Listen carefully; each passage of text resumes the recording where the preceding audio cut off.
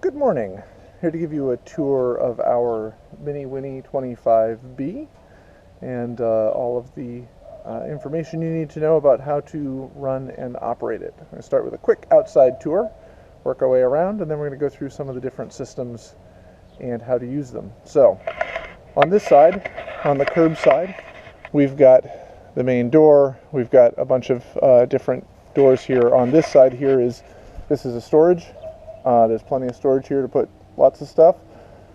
We have tank fill for our water tank, cable TV output, and power. This is the back side of the refrigerator. This is our main access door. There's more storage down under there.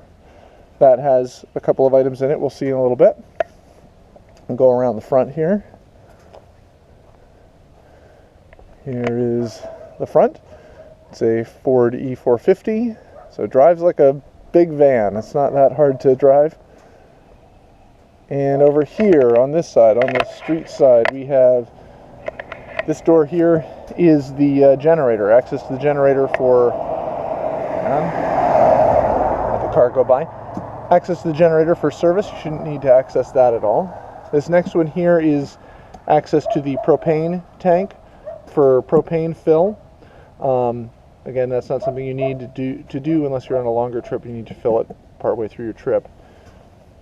This is the outside of the hot water heater, and basically you shouldn't need to touch it unless there's something gone wrong with the hot water heater, but this is the service panel to access that.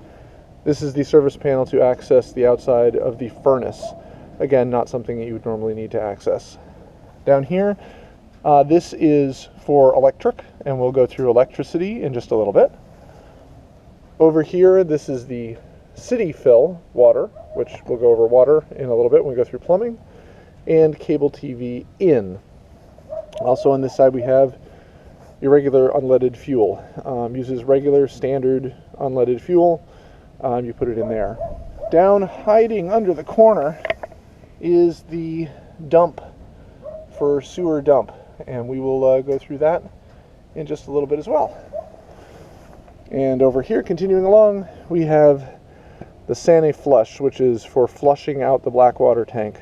We'll talk about that again in a bit. On the back, moving around to the back, you have the ladder to go up on the roof. You should not go up on the roof. There should be no need to go up on the roof during a rental. There is a door on the back to get into the storage in the back. And there is a trailer hitch here, although when renting through Outdoorsy, you're not allowed to connect a trailer or do any towing. We do have a bike rack available if you need it.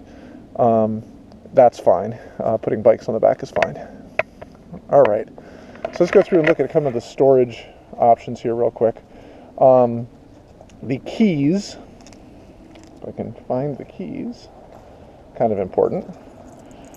Nope, that's not the keys. There we go. The keys, there's several keys that come with the RV. There's the silver key is for the outside doors. There is a Ford key that actually has Ford on it, and that's for the actual truck itself.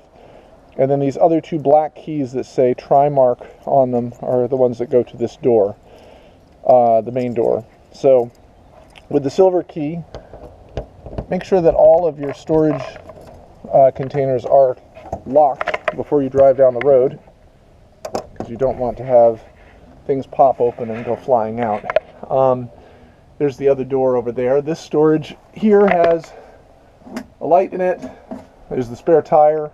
We have a couple of camp chairs and a little camp table, some games. There is a little toolbox in the back over there if you need it. And over there is the accessories you need for plumbing. And we'll get to plumbing in a little bit. Again, you make sure that both of these are clipped when you're driving down the road, that all your latches are latched. We'll go over to this storage over here. Open this up. And in here, we have some blocks of wood for leveling the RV. This RV does not have leveling jacks, so you have to drive up on these to level the RV. And also behind there are several outdoor rugs or mats to use for your outside space.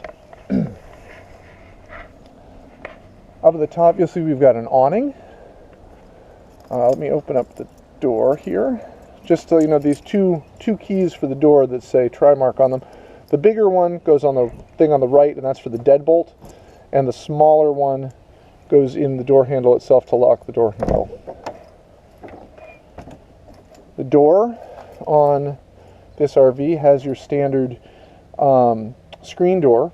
You press this down here to open the screen door, and you can slide this little guy here to close that off and use the screen door. Nice to do when you're camping. You want to leave the windows open and stuff. Again, you can secure that right back here when you're not using the screen door. There's a fire extinguisher right here, and the awning controls are right down here in the corner. So in order to extend the awning, you just hold down the out here. When you hold down the out, the awning unrolls. And we'll unroll it all the way. Big thing about the awning is to make sure that you don't use it when it's going to be really windy. You only use it when the weather's nice. As far as wind is concerned, it can handle rain. Rain is fine. It's nice to add a little bit of extra space here, but it's not. Please don't use it when it's windy, because it can rip it right off the side of the RV. Nope. Let that car go by. So that is the awning. Right next to the awning control, there's another control for a light. That turns on these LED lights that run all the way along the top. And the awning can be really, really useful. So let me turn that light back off. And then in order to roll the awning back up, you just hold down the in, and it rolls it right back up.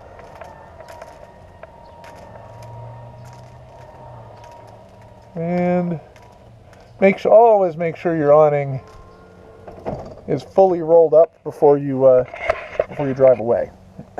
Over here, just as you come in the door, there are two light switches. One of them is for the outside light right above the door, and then the other one is for the main inside lights inside of the RV. Let's do a quick tour inside now. All right. Inside the RV, we have a bed in the back there with a television overhead. In this cabinet here, there's the remote for the TV in here, and up above there is storage, and there's a basket with the towels. All the extra spare towels and everything for the RV are in here. It's a skylight, which has a crank on it, so you can open that up if you want to open the skylight. CO2 detector. There's a propane detector down there, and a smoke detector up here in the middle of the ceiling. Obviously the kitchen, we'll get to the kitchen and the bathroom in a minute. For additional beds, there is the couch folds out into a bed. There's a handle here, which you pull that handle, and then the bed can slide out. This is the dinette, which can also form into a bed. There is, on the bottom here, this leg folds up, and this table comes down and drops right into this groove right here. And then you can take the cushions and slide them across to create a bed there. That's the one of the other beds. And then up here at the front, this whole area here becomes a bed. You grab this and pull it forward, and it creates the largest bed in the RV. There is a ladder right here, which you should use when you're getting in and out of the bed. It clips in right here, and the bottom feet of it go down there on the floor. This right here, this net here, is a safety net for kids. It won't hold a ton of weight, but it will prevent you from falling out of the bed. What you do is you take these little guys off, put them up here, and then these buckle in like this, to hold this net up. There's also a privacy curtain for the upper bed, which comes over from this side. You undo this little guy here, and it slides across in front. Now, I usually take these guys off and put them on the ends of this, because if you leave them up here while you're driving, they make a lot of racket.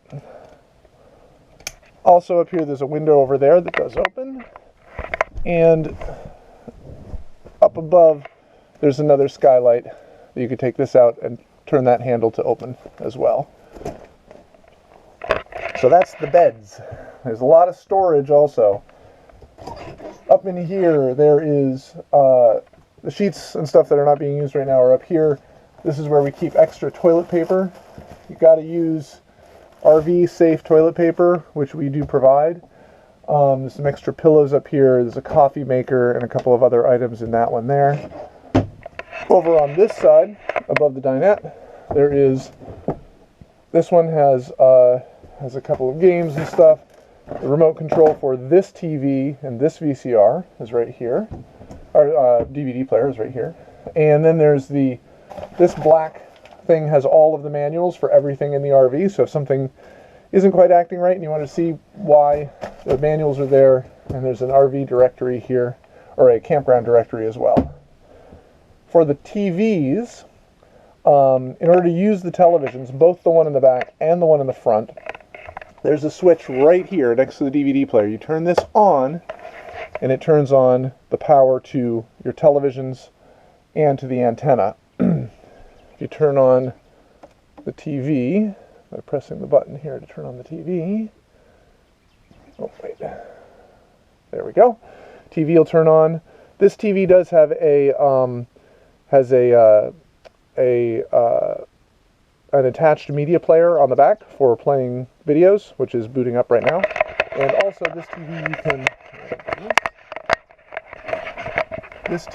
can be swung out. There is a little handle here on the bottom. You pull the handle down, and then this whole thing comes out away from the wall, so you can use it from inside. And there's a bungee cord that I use for securing it right here for while you're driving down the road, so it doesn't bounce around. So, and these do run on 12 volts, so you can use them while you're driving. Really good for keeping the kids entertained. If you want to watch off-air television over antenna, what you do is you go to antenna input on here, and this guy here controls your antenna. There's a switch on the side, off and on. You turn that on, and then you can squeeze the little button and rotate the antenna up top in order to get the best signal. There's an antenna up on the top that moves around when you turn that. I'm going to turn that back off because we don't need that. And I'm going to put away the television. The media player works with the regular TV remote. When you want to put the TV back up against the wall, just push it like this, and it locks in place. I'm going to turn this off and turn this switch off. Turn off the TVs. When that switch is on, the TV in the back also works. All right, let's go through some electrical stuff. So, electrical, there's 12 volt electrical and 110 volt electrical. All the lights, the TVs, all run off of 12 volts. The refrigerator uses 12 volts to use when it's running on gas. And most of the other basic things you use 12 volts. The water pump is 12 volts, all of that stuff. Now, one caveat is there's 12 volt, big 12 volt batteries under this step here. And this button right here that says coach battery, off, on. If this is off, it will turn off everything inside the RV. So if things don't work, make sure that that's on. There's a battery charger under there where the fuse block is that charges this battery. The battery's charged when you're driving down the road. It will also charge when you're plugged in at a campsite. And now I'll show you plugging at a campsite. So right now, there's no 110 volts. So the only things that don't work without 110 volts is the microwave will not work. and the fridge will only run on propane, and importantly, the air conditioner does not work when you don't have 110 volts. Now, there's two ways to get 110 volts. You can plug it in at a campground, or you can use the generator. So I'll show you how that works over here. Oh, I need the keys first.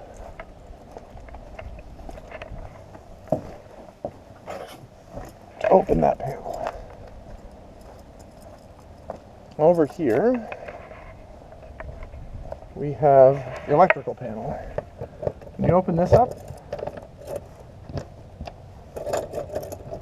this is where you plug in. Inside this little box here, there's some cable, which is plugged into an outlet on the side here. The outlet goes to the generator. So right now the generator, the RV is plugged into the generator. If you want to plug it in at a campground, you unplug this and take this and plug it in at the campsite. This is a 30 amp plug. I'm going to plug it back into the generator for now.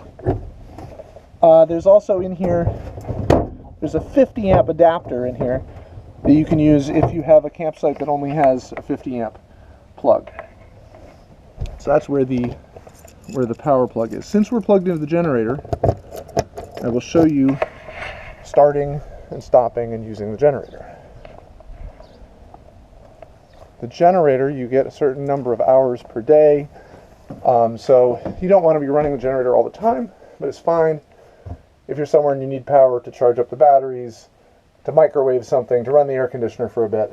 So what I'll do is here's the generator controls. They're right at the top of the main controls. By the way, when you hit level test here, it's going to show you what you've got currently.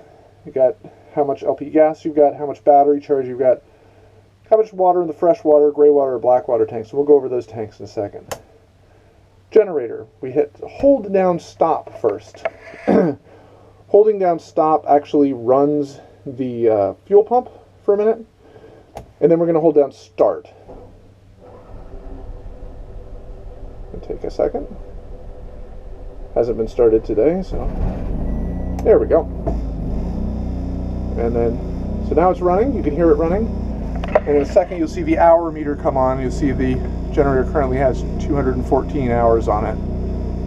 Now, the things you'll notice that happened are the microwave came on. If your microwave's on, you know you've got power, and the generator's working, and you're plugged in right. Also, on the refrigerator, it switched. The gas light is now off. That means that it is running on AC power and not using gas. If you need to switch, you should just be able to leave this on auto. If you're plugged in, it'll run on electric. If you're not plugged in or not running the generator, it'll run on gas. This is like a regular refrigerator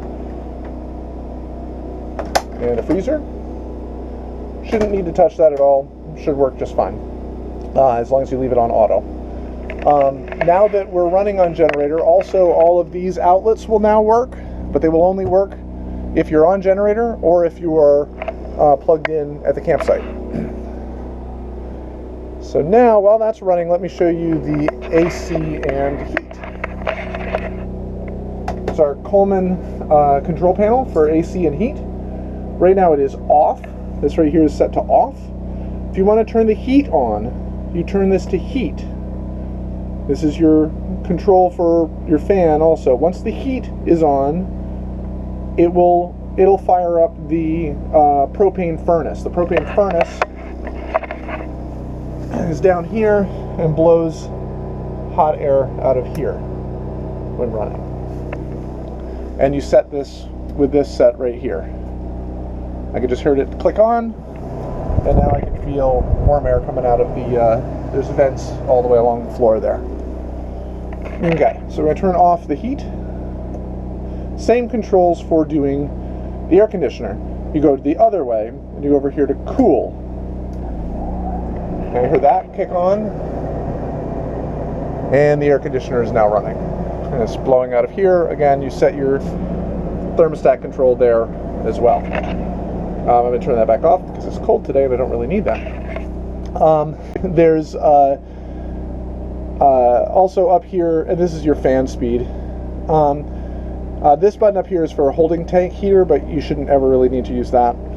The amount of oh, and the other thing is the heater does not require the generator to be on. Only the air conditioner does. The heater runs on propane and doesn't require that. So the only things that really require propane are your refrigerator, your heater, your hot water heater, which I'll show you in a second, and the stove. The stove is just a regular burner stove and oven. In order to start the stove, you just turn one of these on to light, and then you turn this and it'll click to create a spark to light those up. To turn on the oven, you have to push this, turn this to pilot on, hold it in, and then use a lighter to light the pilot light in the back. Let me just show you the kitchen stuff while we're at it here. In the kitchen, up top here, we have dishes, microwave safe, non-microwave safe, cups, mugs. All of our sharp knives and stuff are up here. We have kids, we don't want them to be down easily accessible. Pots and pans, cutting boards, all that sort of thing. And down here, we have, underneath we have trash, and there's a broom and some cleaning supplies under there. Silverware in here, and kitchen utensils in here. There's also some extra kitchen utensils, Tupperware, stuff like that in this drawer. This drawer is free for use for storage, and this closet here is free for use for storage as well. In the bathroom, I'm going to go into the bathroom real quick. There's a regular toilet, sink, shower, and we'll go over how the plumbing works in just a second. Underneath the sink is where we usually keep like the soaps and stuff so they don't go knocking around while we're driving. There's also treatment tablets for the toilet, which again I'll show you in just a second. All right, now that we've done the electrical and the kitchen stuff, let me turn off the generator. If you want to turn off the generator when you're done, you just hold down stop until it stops.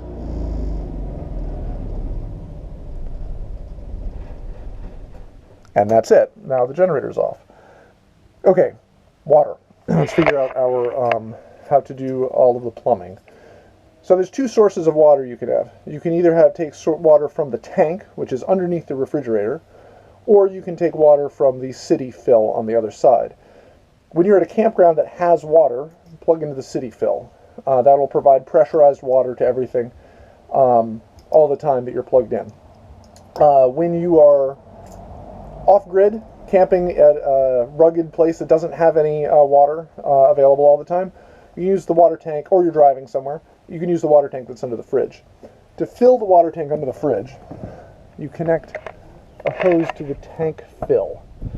The hose you use for the tank fill is that blue hose. It has a pressure regulator on it, and it is the drinking water safe hose. Only use that one for fresh water. When you run water into this, once it's full, water will drip out of the bottom underneath. You shouldn't need to, it's 40 gallons, that's a lot of water. You shouldn't necessarily need to have it completely full for most of your driving around. That's a lot of weight to carry if you don't need to. We usually supply the RV about half full of water. I'll show you again where the city fill is, and that's for just pressurized water. It does not fill the tank. That's this one over here. Use that same pipe. Now, that water, when you're using your water, it'll show you how to use it from the tank too, because from the tank you have to turn on the pump. So we go over here and we flip water pump on. That means that the water pump will run and supply water. You can hear the water pump run there. And that water pump will turn on and off all by itself. That supplies pressurized water from the tank to the faucets and everything. Right now you won't have any hot water because the water heater is not on. If you want hot water, you flip this on for the water heater. It takes about 30 seconds for it to light. It says pilot light out right now. That takes a little bit for it to light up. Wait a second, it'll light up on its own. a minute. There we go.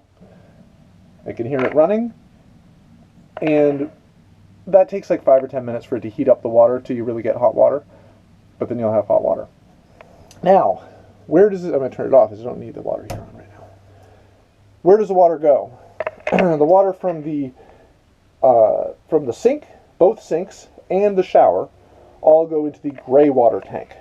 So when you do your level test, your gray water tank is your waste from your sinks and your shower. The black water waste is only the waste from the toilet. So the black water tank, you want to have some water in the bottom of the black water tank, as well as a treatment tablet in there when you start out with a new tank. Once you've dumped the tank, you put some more water in with the flush valve. I'll show you how that in a second. And you put in one of the treatment tablets. For flushing the toilet, you see there's some water in the toilet. Do what you need to do. You press this right here, which opens that valve and also lets water in. You want to put a little more water in the top, just press the valve down a little bit. There's already water in the tank right now and a treatment tablet, and the only reason you need to do that again is after you dump the tanks to pre-treat it for the next use. The tablets are down here in that orange container. Alright, now let's say you need to dump the tanks. This is fun. Always everybody's favorite part. Dumping the tanks. So, to dump the tanks, we go in here to the storage in the back, and we pull out this bin right here. This bin has your tube for connecting your sewer to the dump station or to the sewer pipe inlet at your campground. There's this special adapter that comes with it, so that you can go into whatever size adapter the campground has. It's got all the different threaded parts there, or sometimes it just goes into a hole with a rock sticking on top of it. The other end of this, we connect over here.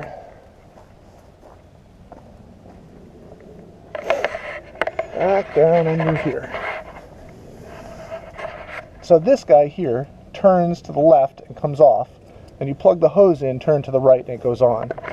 Now you don't want to leave it dumping all the time. You only dump it when you need to. That's one common misconception, is you don't leave it open with the valves open. There are two valves here. This one with the big hose is the black water tank. This one over here with the small hose is the gray water tank. Gray water tank you might need to dump more often because you're using a lot of the sink or the shower or whatever. You just grab this handle and pull, and it will let your water out through the hose to the dump station. One thing to note though, when you're dumping and you've been running for a while, you need to dump the black water tank. Dump the black water tank first, let it rinse out, and then you dump your gray water tank to help clean the hose out so it doesn't have any of the black water stuff left in it. Also, while you're dumping your black water tank, if you're at a dump station that has water available, you can do this. If you plug into this here, you can send water in here, and that will spray out the inside of the black water tank. If you want to do that, you should use this orange hose here for that. This is not for drinking water use. It's only for use for cleaning out that black water tank. And that's basically it for all of that stuff. So, went over electrical, went over TVs, went over plumbing. Anything else you have questions for? Send me a message, let me know. I'll tell you how to deal with it.